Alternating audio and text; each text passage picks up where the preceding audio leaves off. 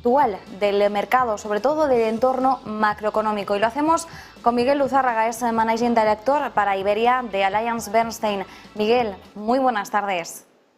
Buenas tardes, ¿qué tal, Marta? ¿Cómo estás?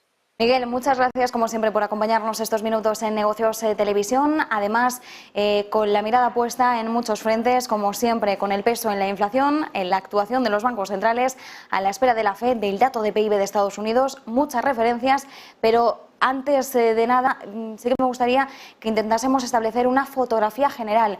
¿Cómo estáis viendo vosotros desde AllianceBernstein la actual situación macroeconómica? Vamos además a verlo acompañado de algunos gráficos que nos has preparado.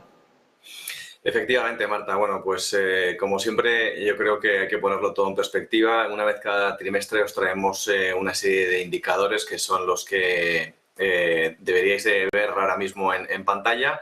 Porque, bueno, las perspectivas macroeconómicas globales hemos visto que se han deteriorado considerablemente en este segundo trimestre, de tal manera que vemos que hay una inflación, como tú bien decías antes, que es alta, pero sí que es cierto que vemos pocos signos de moderación en la misma.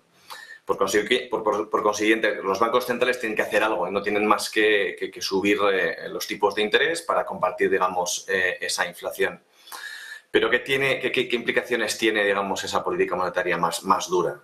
Sencillamente, el efecto directo es un crecimiento más lento, ¿no? Y generalmente el crecimiento nota el impacto de una política monetaria más dura antes de lo que lo hace la inflación, ¿no? Por lo tanto, eso hay que tenerlo muy presente. En estos tres indicadores que veis, podéis ver, por un lado, la actividad económica, luego la inflación y luego la política monetaria. Y vemos un poco el termómetro, ¿no?, de cada uno de ellos. Por un lado, el primero de la izquierda, podemos ver la actividad económica, en donde el crecimiento ha sido fuerte, pero sí que esperamos que haya una desaceleración significativa, importante en lo que vamos a ver el resto del año. La magnitud, digamos, de esa desaceleración va a depender sobre todo de hasta dónde y a qué velocidad van a subir los tipos de interés los bancos centrales. Por lo tanto, hay que estar muy atento a esa velocidad y esa magnitud. Por un lado, en la parte central, digamos, podemos hablar de la inflación, en donde, bueno, pues hemos visto que sigue siendo elevada, con una oferta limitada y una demanda pues bastante fuerte, ¿no? Estas dos cuestiones están impulsadas sobre todo por los ahorros que hemos vivido durante la etapa del COVID-19 y unos mercados laborales fuertes. Por lo tanto, esperamos que empiece a recuperarse en los próximos meses, mientras la oferta, digo, mientras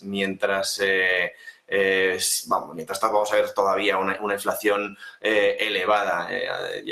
Adentraremos un poco en esta situación un poco más adelante. Y por último, y no menos importante, la política monetaria, en donde hemos pasado de una más moderada a una más restrictiva. Hemos visto que estas subidas rápidas de los tipos de interés en Estados Unidos y en otros sitios lo que nos sugieren es que la política monetaria global sea menos neutra a finales del tercer trimestre, ¿no? A finales por septiembre, octubre. Y veremos a ver hacia dónde se mueve. Pero bueno, hay muchas dudas en el horizonte, pero vamos a intentar aterrizar, digamos, toda esta situación.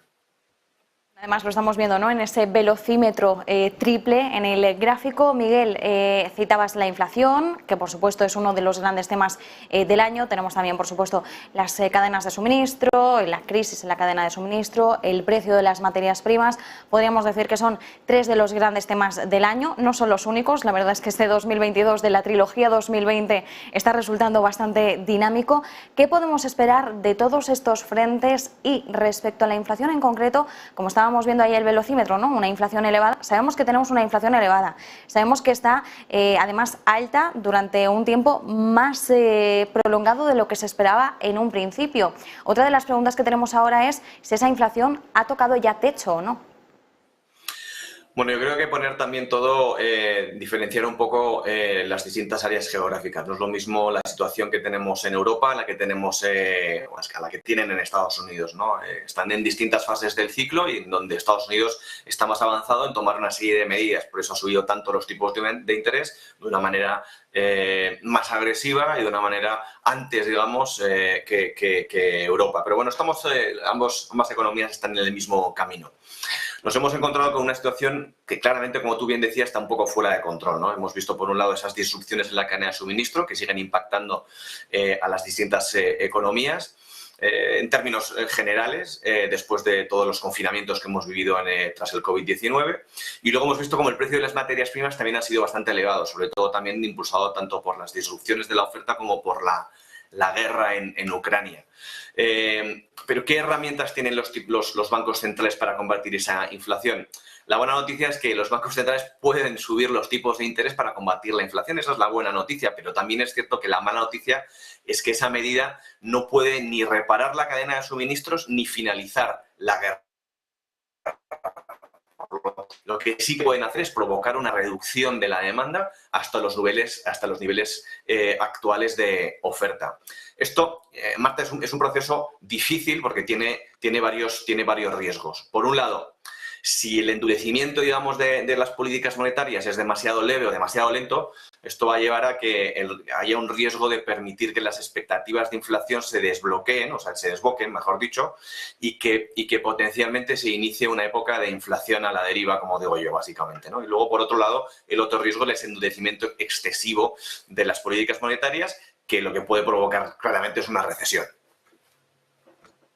Y precisamente recesión es la palabra clave, como bien indicabas, ¿no? Una política monetaria que sea algo más débil, más lenta, nos podría llevar a una inflación desbocada. Sin embargo, si tenemos el escenario totalmente contrario, es decir, una política monetaria mucho más agresiva, corremos el riesgo de tener esa recesión económica, una recesión que para muchos ya está, por ejemplo, en Estados Unidos. Al principio decías, ¿no? Es importante ver cómo estamos por regiones, por países, por continentes, porque no es la misma situación la que hay en un lado o en otro. En Estados Unidos ya son muchas las voces que dicen que ya estamos en recesión. De hecho, estamos a la espera de conocer el PIB del segundo trimestre, que si nos indica una nueva contracción tendríamos ya al menos una recesión técnica sobre la mesa. Más leve, más dura, eso ya lo iremos desgranando. En Europa, recesión parece que todavía no, pero que está al caer. Desde Allianz Bernstein, ¿cuál es vuestra postura? ¿Recesión sí? ¿Recesión no? ¿Qué tenemos ahora o qué es lo que nos depara, ¿no? El futuro? Es decir, bueno, el corto plazo realmente. Bueno, para ello nos hemos traído esta tabla que podréis ver en las expectativas o perspectivas tanto de crecimiento como de inflación en el medio y en el largo plazo, tanto este año como el año que viene, ¿no? Y podéis ir viéndolo para hacer vuestras propias conclusiones, pero la probabilidad de un crecimiento más lento o incluso negativo, pues se ha incrementado sustancialmente en los últimos meses y esto es inevitable. Nosotros lo que hemos hecho ha sido incrementar nuestras previsiones de inflación, a la vez que también hemos reducido nuestras previsiones de crecimiento y esperamos que el PIB crezca globalmente a una tasa muy inferior a la de su potencial en 2023 y esto de una manera generalizada en cualquiera de las economías a nivel global, lo podéis ver en esta tabla. Sí que es cierto que no nos sorprendería ver una contracción en las principales economías en diferentes momentos en los próximos trimestres, pero ¿hasta cuándo vamos a tener esta situación? Pues hasta que la inflación se reduzca, evidentemente, y hasta que los bancos centrales reduzcan el ritmo de subidas de tipos de interés. Y eso no va a suceder. Y bueno, de hecho, cuando esto suceda, veremos claramente un alivio en los mercados financieros. De tal manera que, como siempre digo yo, me encanta ver las cosas con un poco más de perspectiva, ¿no? Y alejarnos un poco del problema que podamos tener enfrente y mirar todos los problemas o toda la situación que podemos ver, porque no todas las desaceleraciones económicas han sido catastróficas, ¿vale? Quizá es difícil, sobre todo viendo las dos últimas, en donde pues la del COVID-19 o la crisis financiera global del año 2008, que fueron muy complicadas, ¿no? Entonces, pues hay que intentar abstraerse porque no han sido las únicas.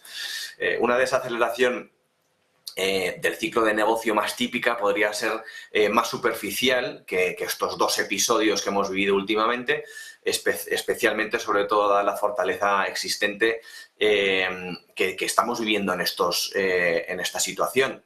Y te voy a poner varios ejemplos, desde un punto de vista de los hogares y desde un punto de vista de las empresas.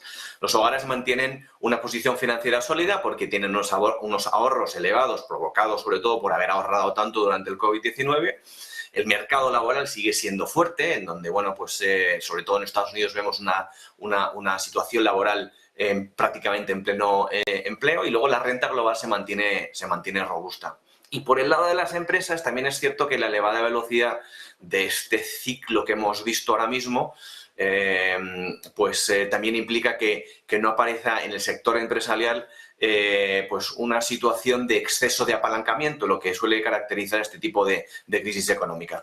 O sea, todo esto podría permitir que la demanda se ralentizase sin que llegase al colapso, al menos en los próximos trimestres. Pero se habla ahora mucho de la palabra resiliencia, ¿no?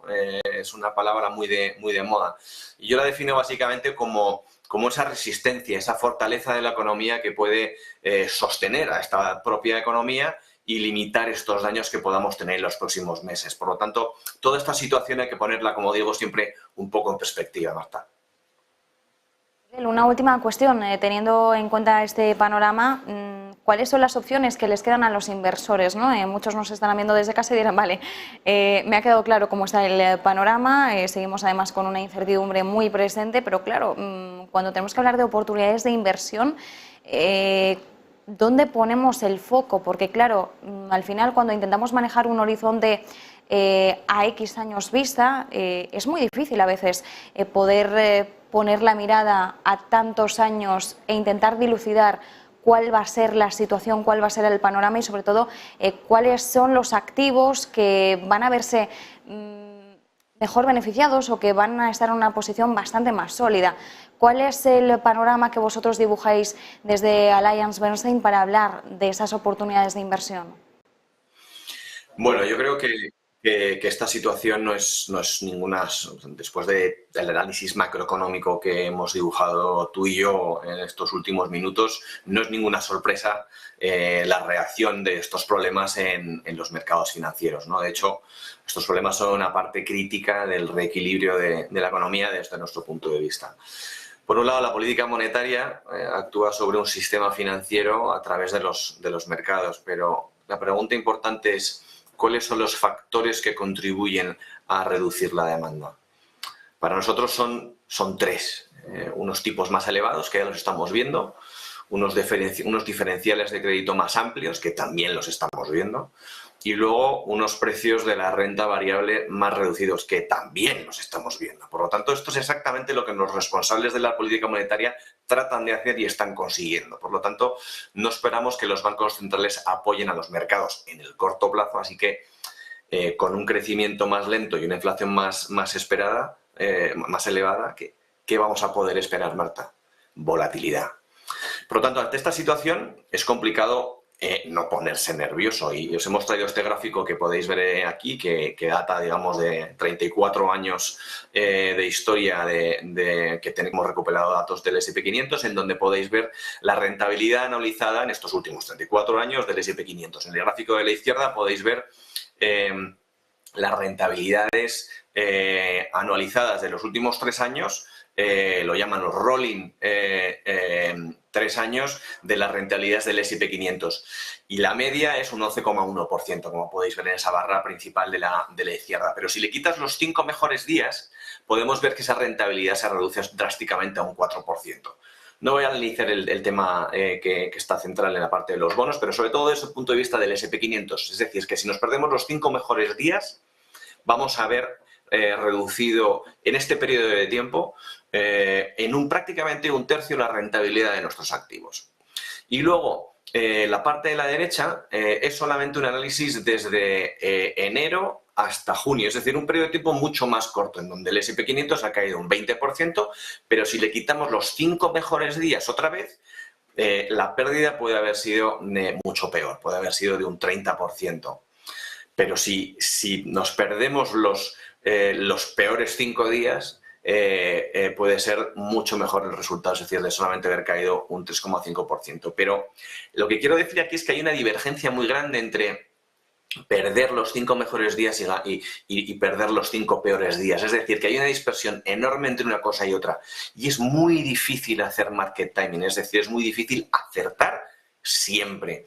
Por lo tanto, nuestra recomendación es estar 100% invertido, estar siempre invertido y no perderse esos días gloriosos de mercado que todos nos encanta vivir.